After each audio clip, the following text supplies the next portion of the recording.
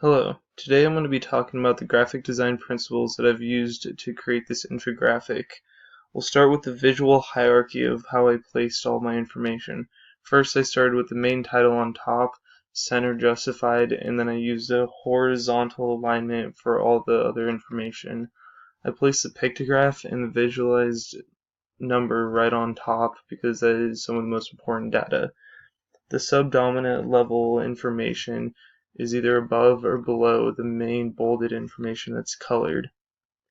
The proximity of everything that I've placed is justified right on the top and bottom lines. As you can see on this, everything's aligned right in the middle and then right next to the information that's being presented, like the data and the graphs down here. The more dominant information is bolded, as you can see with the graphs, and then with the visualized number and the pictograph.